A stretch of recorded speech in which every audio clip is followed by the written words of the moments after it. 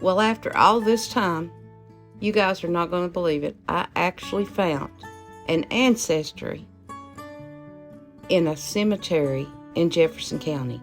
I'm so excited. Let's go on with this right now.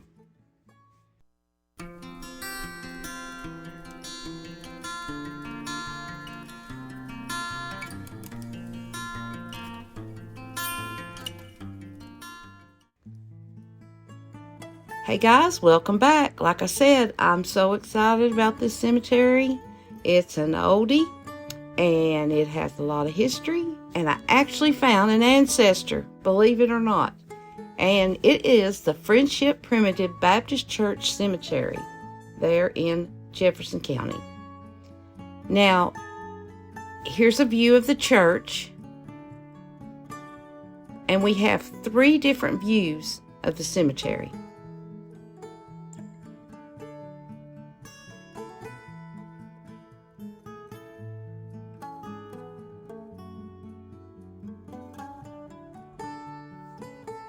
Now here's a picture of the original church that was taken in 1912, and it was actually torn down around 1925, and it looks like it was built with logs, so that is really neat. Some of the people in this photo could be the ones that we'll be looking later in the video. There's a piece of local history right here. Look at that. Now the cemetery is located near the White Pine community, which is a beautiful little community of Jefferson County, and it's northeast of Dandridge. The earliest burial that we could find in this cemetery is 1836, and they are 62 people buried here that we are aware of. Let's get started. Elmer Ernest Anderson. He was born October of 1887, and he died February of 1888. Poor little feller just lived over 3 months. He does share a headstone with his brother, Frederick Hale Anderson, and he was born in February of 1886, and he passed away 1 month later. So he's the first one. Okay. So next we have the mother, Mary Davis Kidwell Anderson, 1861 to 1906. And this photo shows that her obelisk has been knocked over. You know how I hate to see that. We have C. Boyd Atchley, 1886 to 1889.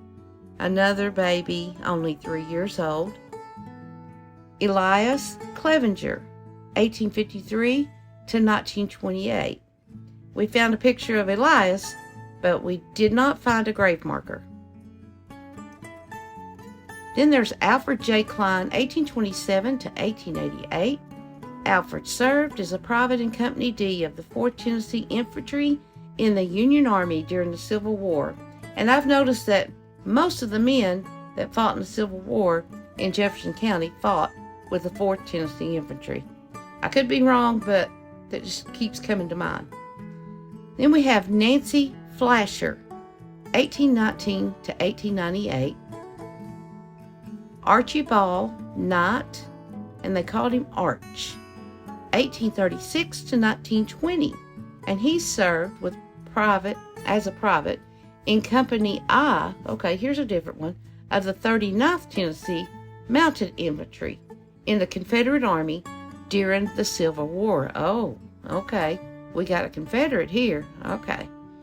Then we got Sarah Lane, and her middle name was Elizabeth, 1860 to 1935.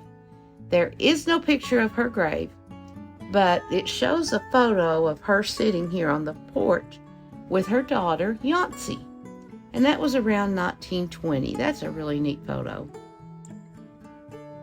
Then we have Joseph Lindsay Livingston, 1878 to 1898, just a young man, and his mother, Martha J. Livingston, 1844 to 1891. And then Joseph's brother, Thomas P. Livingston, 1871 to 1880. Now, this is where I get excited, and I'm sorry, but I hope you guys get excited as I do when I read a ancestor name. Okay. Emily Van Bever McBee, 1824 to 1890. Now, I'm kin to her through marriage, but this is my ancestor, this guy right here, Samuel McBee, 1822 to 1889, and they was married in 1841. And Samuel is my first cousin, 4 times removed. So if you're kin to these McBees, you're kin to me, because there's like 3 or 4 Samuels in a row. The name was carried down. So don't get confused if you're in there. But I was so excited to find this because most of my people immigrated from North Carolina and Virginia, and some of them went down into Cumberland Gap. That's where I'm from, Cumberland Gap, Claiborne County, and then went on down into Union County, Anderson County, and then we've got Jefferson County now. So these people, if you guys are familiar with a McBee ferry, I believe it was the first ferry in the area off the French Broad River. That's a good little story to know, but these guys are my family. I'm so excited. Okay, enough about me. So let's move on. We got Samuel Miller, 1855 to 1883. Nancy Jane Witt Moser, 1845 to 1881. Davis Moyers, and I believe we got an early settler here, 1766 to 1836. And we believe David was probably the first person buried in this cemetery. Then we have Maddie Willie Denanny, 1893 to 1894, only a year old. And that's kind of an odd name. It could have been, her name Willie. It could have been Wilhelmina or, I don't know, something like that. And it was just short. Willie was short. So it's cute. And we have her mother, Susan J. Nanny. We don't have any dates for her. Here's another ancestor of mine. This is a daughter of the people I just talked about, Barbara Ann McBee Owen, 1853 to 1902. And like I said, she was the daughter of Samuel McBee. And we have her son, Eddie Clevey Owen, 1894 to May of 1894 to December of 1894. So that little fella was just 7 months old. We have his sister, Fronina.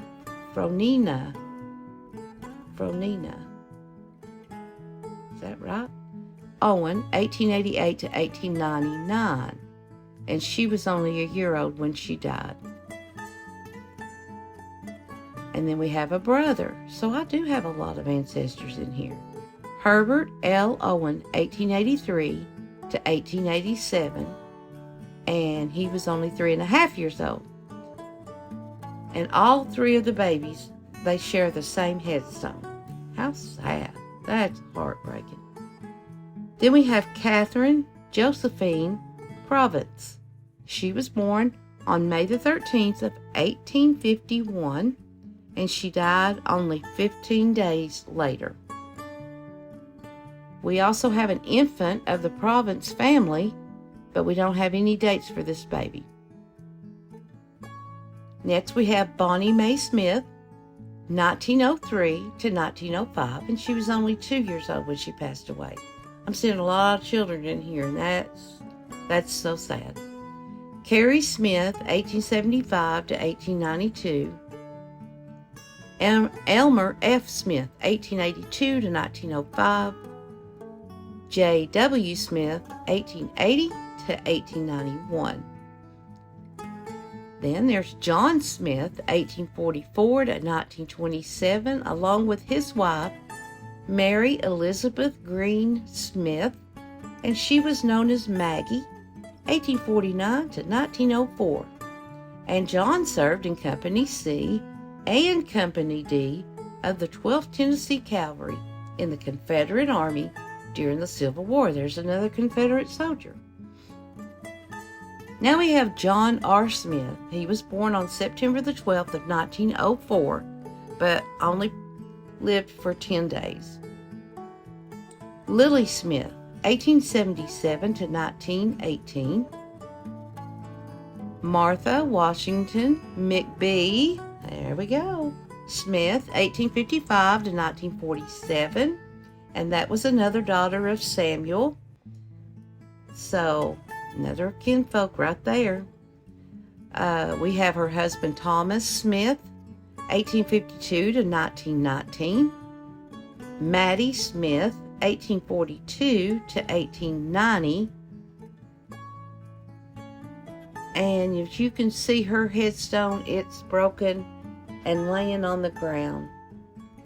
And then we have Maud Smith, 1899 to 1905, and she was only 5 years old when she passed. And look at the dove. I love seeing doves on headstones. And that is a symbol of purity and peace, in case you guys didn't know. Now we have Prissy. Now, I tell you what, if I had to change my name, I think I would want my name to be Prissy. I like it. Prissy Elizabeth Walker Smith, 1852 to 1920. And another broken headstone, unfortunately. We have Thomas Luther Smith, 1871 to 1919. William Smith, 1802 to 1888. William A. Smith, 1873 to 1904. And William Montgomery Smith. Wow, there's 3 William Smiths in a row. 1847 to 1880. And this William served as a private in Company D of the 12th Tennessee Cavalry, also in the Confederate Army during the Civil War. And I think we've got some more early settlers here. We got Hannah Edwards Sturman, 1793 to 1851, with her husband Thomas King Sturman, 1790 to 1847. But I'm not sure which headstone is which in this picture here. But Hannah was born in Grayson County, Virginia, and Thomas was born in Bedford County, Virginia. They was married around 1812. They migrated to Tennessee in around 1825. Now, here's something, a little cool tidbit about Thomas. He served as a sheriff in the White Pine area for several years. So he's seen a lot, and he knew a lot of first settlers. So that's some good history. We got Festus Smith and his twin sister Maud. They were born on August 17th of 1885, and they both passed away August 25th of 1890. Now, these children were 5 years old. What in the... That is... Okay, twins born, of course, same day.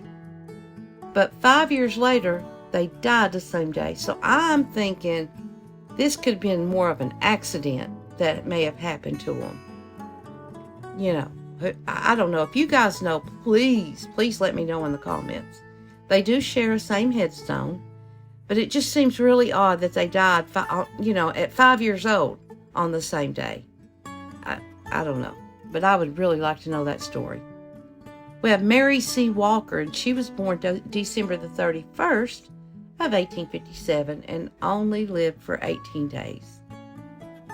Alice Tennessee McBee, there's another ancestor, Witt, 1857 to 1940, and her husband, Daniel Marion Witt, 1851 to 1912. And we do have Daniel's father, Christopher Horner Witt, 1820 to 1888. So these guys are... This is an old cemetery. And Daniel's mother was Rhoda Anderson Witt, 1823 to 1867. And Elizabeth Ann Hahn Witt, 1801 to 1870. Her husband, Pleasant Alred Witt, 1800 to 1872. And they did have a little family plot. Here's a close-up of Elizabeth's headstone. And it looks like a weeping willow tree carved on her headstone, which, as we've said before, the weeping willow tree that you see symbolizes the gospel of Christ. And here you can see the top of Pleasant's headstone. You can see it's broken and lying on the ground, but you can also see that it had the Holy Bible carved on it. Moving on, we got Herbert Witt, born 1828 to 1894, and he died the next day. Then there's Isaac N. Witt. He was born in December of 1858 and died the following September. That would have made him only 8 months old. Man, there's a lot of kids in this one. So sad. Here's another child, Ollie Leona Witt. She was born July 18th of 1872 and passed away the following July, only 8 days before her first birthday. So you know that this little sweetheart was probably walking, just starting to walk. It's just awful. Let's move on. We got Pleasant Witt, 1892 to 1893, another child. And if you notice, they put his first name on the top of his headstone. So when you're out looking for headstones, sometimes they'll put, it kind of confuses you, especially if the headstone's weathered. A lot of times their name is in small letters on top of the headstones that you can see better. Now there are 4 people buried here. We don't have any pictures or any information on them, but we know that William Henry Anderson, 1855 to 1837, Martha Smith, 1813 to 1889, Patrick Welch. We don't have a birthday, but we know he died in 1874, so that could be a birth date and a death date. Not sure. And then the very last person, of course, is Rutha Welch. Don't have any dates for her either. She could have been Patrick's wife. She could have been his twin sister. I don't know, but that's going to finish our look at the Friendship Primitive Baptist Church Cemetery. Oh, I'm telling you, this one excited me. But a lot of history here. Early settlers, guys. I'd like to thank all you new subscribers. Oh my goodness, you guys are awesome. Jefferson County, I'm going to give a shout out to you because you guys are awesome. All my old subscribers, your comments, I love them so much. And we sure do appreciate it. Now, be sure to stay tuned next week, for another video. We're hoping to find another old video. We've got some hints and tips from people out there, so you never know which one we're going to pick next. But we want to thank you for watching, and we want to thank you for subscribing and sharing these videos. And we will see you next week if the Lord's willing. And take care and God bless. Thank you very much.